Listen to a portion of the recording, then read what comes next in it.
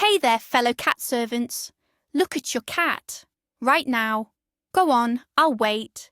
Is she sleeping in a sunbeam, looking like an angel? Is he majestically surveying his kingdom from the top of the cat tree? You've created the perfect, safe, indoor paradise for this tiny, furry dictator. No scary dogs, no busy roads, and certainly no creepy crawlies. Right? You think your home is Fort Knox for felines. But what if I told you that the biggest threat to your cat's comfort isn't outside, but could already be planning a hostile takeover from inside your designer cat bed? Are you absolutely sure your little purr machine is safe? Today, we're pulling back the curtain on the myth of the perfectly protected indoor cat. And trust me, what you learn might just make your skin crawl. Before we dive in, drop the name of your pampered prince or princess in the comments below. Let's see all the glorious names. To understand this whole parasite problem, we need to take a quick trip in the time machine. Remember, deep down, under all that fluff and the demanding meows for wet food, at 3 a.m., your cat is a descendant of fierce, solitary desert hunters. These were tough creatures built to survive. Their bodies evolved over thousands of years to deal with the harsh realities of the wild, including a whole host of nasty little passengers. Fast forward to today. We've taken these apex predators and turned them into professional nappers and expert cuddlers. We've given them climate control, memory foam beds, and gourmet food. We've essentially given them a permanent luxury vacation from the food chain. But here's the kicker. While we upgraded their lifestyle, the parasites didn't get the memo. They're still out there, playing by ancient rules, and they are very, very good at finding a way to the buffet. And that buffet is your cat. So let's start with the biggest myth of all, the myth of the indoor fortress. We look at our four walls, our locked doors, and our clean floors, and we think, nothing can get in here. We imagine our home is a hermetically sealed bubble of safety, where the only danger is the cat knocking over our morning coffee. We believe that since our cat, Princess Fluffybutt III, has never set a paw on actual dirt, she is immune to the gross things that live in it. It's a comforting thought, isn't it? It makes us feel like we're doing a perfect job as pet parents, but unfortunately, parasites are nature's original secret agents. They are masters of infiltration. They don't knock on the front door and ask politely to come in. They have a whole bag of tricks to breach our defences, and our misplaced confidence is their greatest weapon. Thinking your home is impenetrable is the first and most dangerous mistake we can make in this silent war. This misplaced confidence often stems from our idea of clean. We vacuum religiously, we mop with nice-smelling fluids, and we wipe down every surface. Our house smells like lavender and fresh linen. Not like a place where fleas would want to party. But here's the thing about parasites like fleas and the microscopic eggs of worms. They don't care about your cleaning schedule. A flea egg is smaller than a grain of salt. It can hide deep in the fibres of your carpet, in the cracks of your hardwood floors, or in the upholstery of your sofa, completely invisible to the naked eye, and often resistant to a quick pass of the vacuum. They can lay dormant, just waiting for the right conditions, like a warm, furry cat walking by, to spring into action.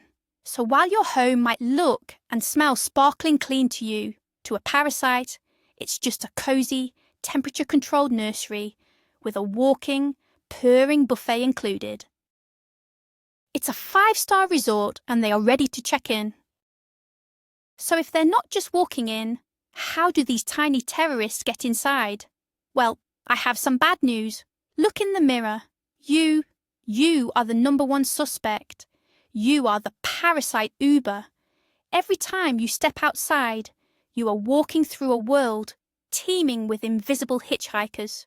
You walk across your lawn through a park, or even just down the sidewalk to get your mail. Fleas can jump onto your pants or shoes.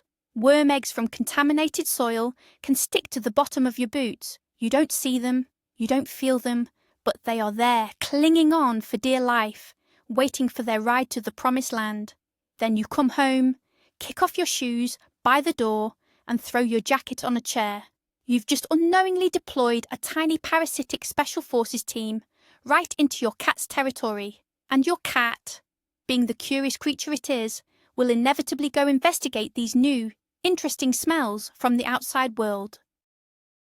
It's the perfect crime. Let's expand on this idea of you being the Trojan horse. It's not just about a walk in the park. Do you have a patio or a small garden? Flea eggs can be chilling there. Have you visited a friend who has a dog or another cat? You could have easily picked up a flea or two without anyone noticing.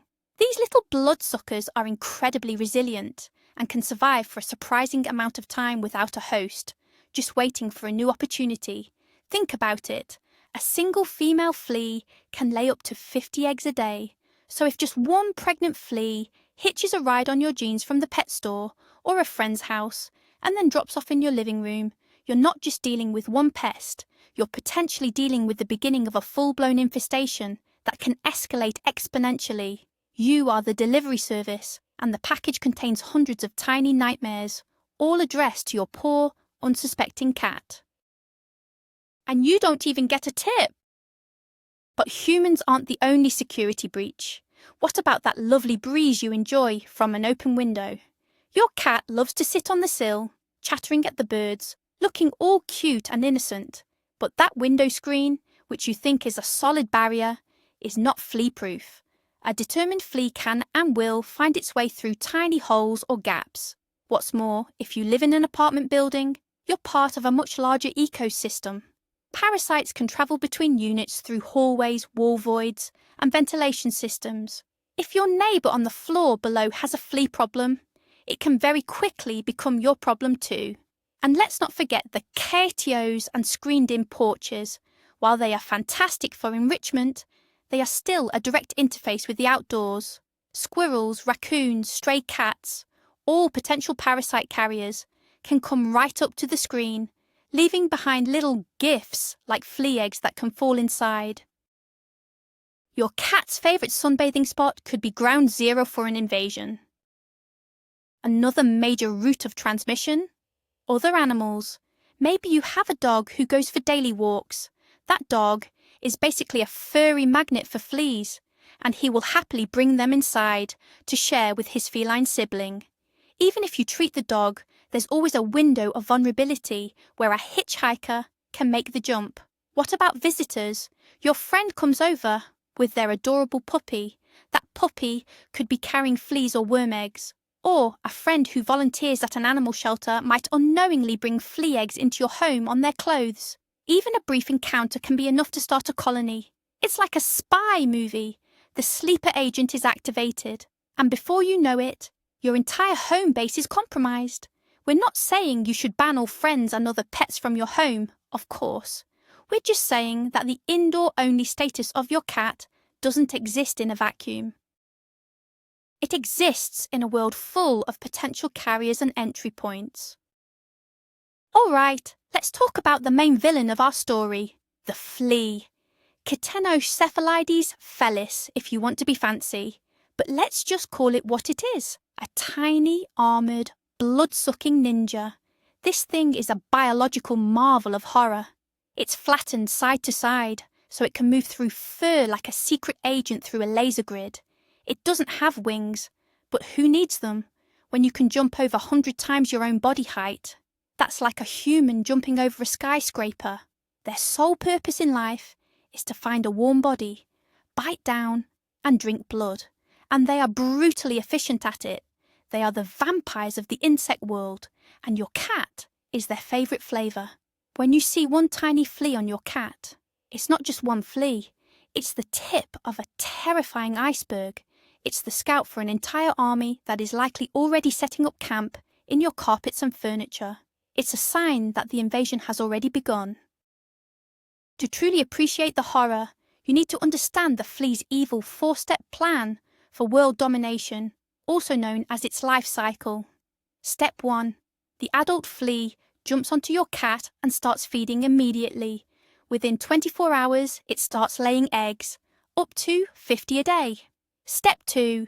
These eggs aren't sticky. They fall off your cat like tiny salt shakers of doom, landing all over your house, in the bed, on the sofa, deep in the carpet. Step 3. The eggs hatch into larvae. These larvae are like tiny creepy worms that hate light, so they burrow even deeper into your carpet or furniture, feeding on, well, mostly adult flea poop. It's disgusting. Step 4. The larvae spin a cocoon and become pupae. This is their supervillain stage. The cocoon is incredibly tough, resistant to vacuuming and many insecticides. They can stay dormant in this stage for months, waiting for the perfect moment, vibrations, heat, carbon dioxide, which tells them a warm-blooded meal is nearby. Then they hatch, and the cycle begins again. This is why you can't just kill the adult fleas. You have to break the entire cycle. So, a few fleas, what's the big deal? It's more than just a little scratching. For many cats, it's a living nightmare. Imagine being allergic to mosquito bites, but the mosquitoes live on you 24/7. That's what flea allergy dermatitis, or FAD, is like. It's a severe allergic reaction to flea saliva. A single bite can trigger an intense, maddening itch that causes the cat to scratch, lick, and chew themselves raw. You might see hair loss, especially around the base of their tail and back. They can get scabs, sores, and nasty skin infections. It's incredibly painful and stressful for them. They're not just being dramatic. They are genuinely suffering. And the worst part is, you might not even see a single flea on them, because a cat with FAD is often so frantic about grooming that they ingest the evidence before you can find it. So if your cat is over-grooming or seems extra itchy, don't just dismiss it. It could be a sign of these invisible tormentors. And the misery doesn't stop there. A severe flea infestation can lead to some truly serious health problems. For small kittens or elderly or sick cats, a large number of fleas can drink so much blood that it causes anemia. This is a life-threatening condition where the body doesn't have enough red blood cells to carry oxygen. The cat will become weak, lethargic, and have pale gums. It's a medical emergency. But wait, there's more! As if that wasn't bad enough, fleas are also the primary carriers for a particularly delightful parasite, the tapeworm. When a cat is grooming, it can swallow a flea that is infected with tapeworm larvae. Inside your cat, that larva grows into an adult tapeworm, which can be several inches long, living in their intestines and stealing nutrients. You might see what looks like little grains of rice or sesame seeds near your cat's tail or in their bedding. Those are tapeworm segments. Yep. It's as gross as it sounds. Fleas aren't just an itch. They are a gateway to a whole host of other horrors. Okay, let's switch gears from blood-sucking jumpers to the other secret enemy, internal parasites.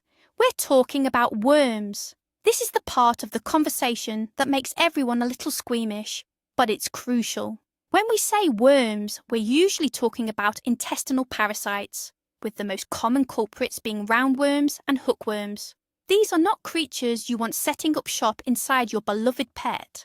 Unlike fleas, you can't see them on the outside. They are a hidden threat, silently causing damage from within. They live in the digestive tract, and much like tapeworms, they survive by stealing nutrients from the food your cat eats. So, you could be feeding your cat the most expensive, high-quality, grain-free, artisanal food on the market, but the worms are the ones getting all the good stuff. Your cat is essentially eating for 2 or 3 or 100, and not in a cute, expecting kittens kind of way.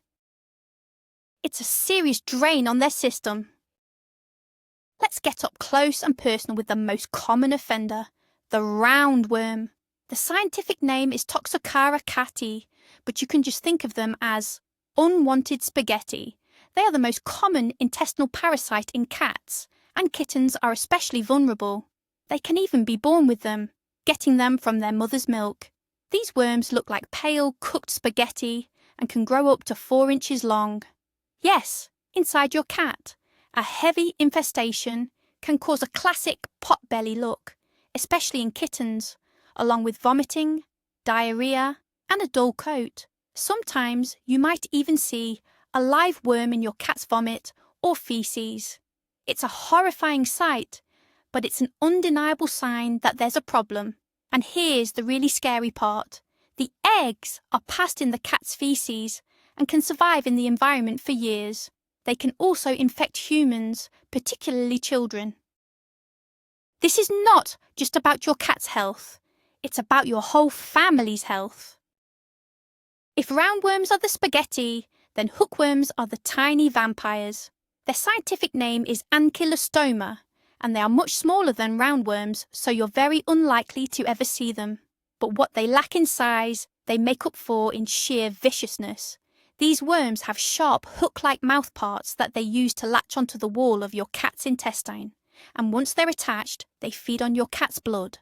A few hookworms might not cause a big issue, but a heavy infestation, especially in a kitten or a cat with other health problems, can cause severe, life-threatening anemia, just like a bad flea infestation. The symptoms can be subtle at first: weight loss, poor appetite, a dull coat. In more severe cases, you might see weakness, pale gums, or even dark, tarry stools, which is a sign of digested blood. These guys are nasty, sneaky, and a serious threat that operates completely out of sight. At this point, you're probably thinking, okay, fine, but how on earth does my indoor cat, who uses a pristine litter box, get these things? It comes back to the same security breaches we talked about before. Roundworm and hookworm eggs are microscopic and incredibly hardy. They can be present in contaminated soil just about anywhere. You walk on that soil, the eggs stick to your shoes, you walk into your house, and the eggs are now on your floor. Your cat walks on the floor, then grooms their paws, and just like that, they've ingested the eggs. It's that simple. Remember how fleas can carry tapeworms? That's another major route. Your cat swallows one infected flea while grooming, and bam, tapeworm city. And here's another one you might not have thought of: bugs. If your cat enjoys hunting the occasional cricket, cockroach, or mouse that gets into the house, those critters can also be carrying worm larvae. Your cat's mighty hunter instincts could actually be putting them at risk. So how can you tell if your furry roommate has some unwanted freeloading guests? Sometimes the signs are disgustingly obvious. As we mentioned, actually seeing a worm in your cat's vomit or feces is a dead giveaway. There is no ambiguity there. Another classic and equally gross sign is scooting. If you see your cat dragging its butt across your nice clean carpet, they're not just doing a weird dance. It's often a sign of irritation around their rear end, which can be caused by tapeworm segments.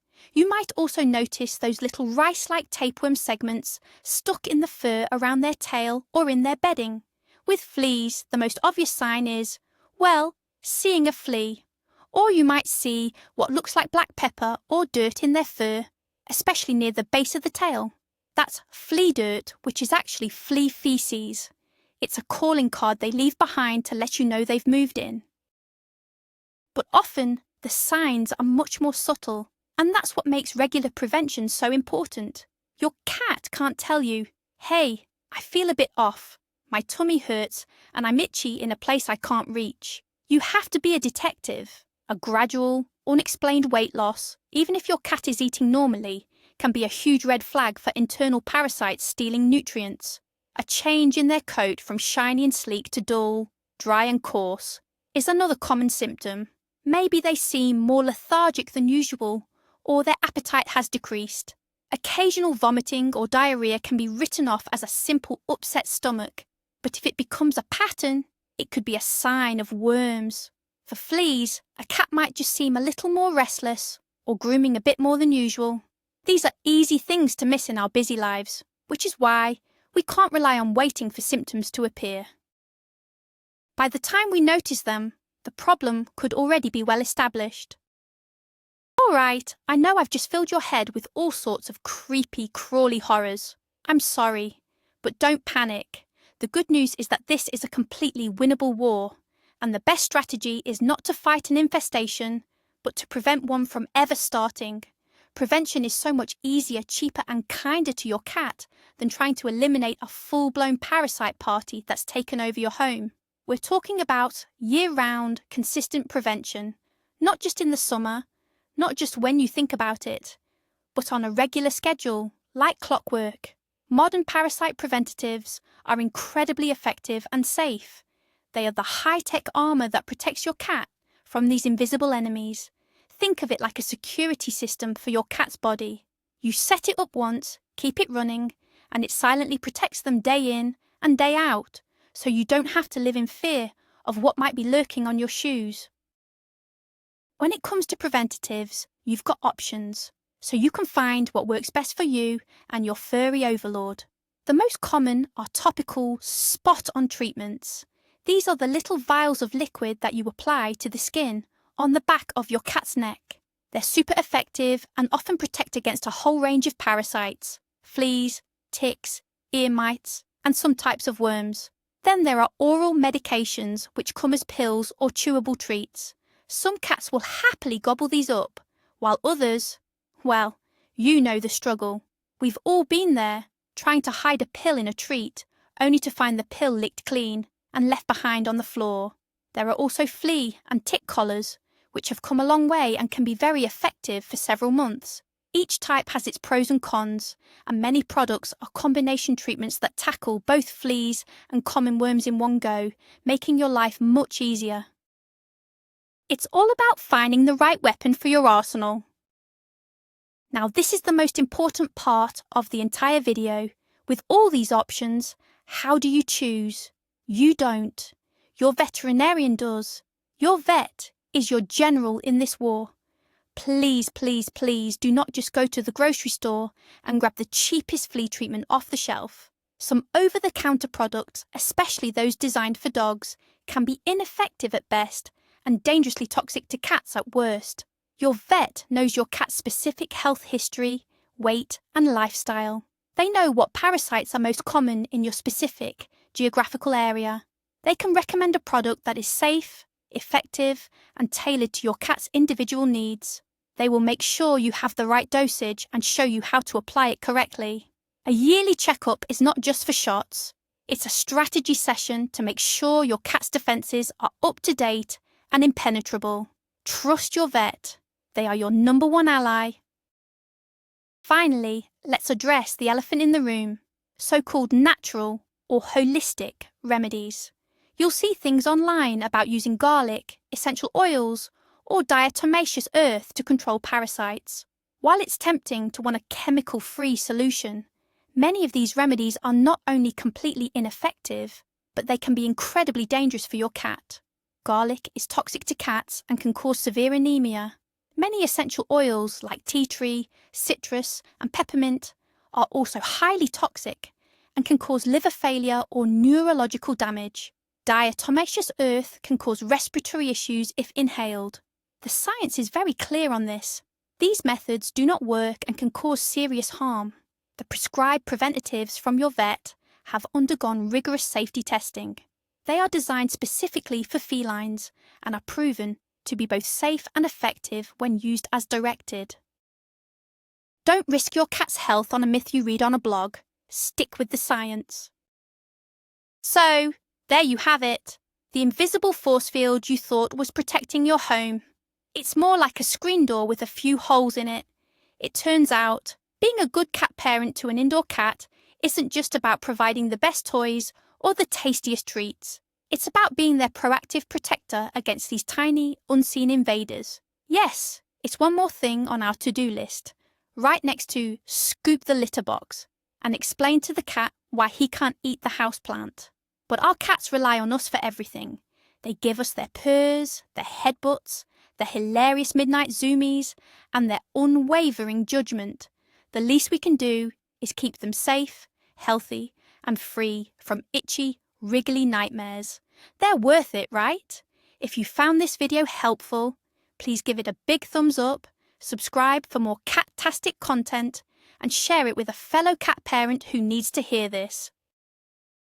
And for our final question, what's the sneakiest thing your indoor cat has ever done? Let us know in the comments.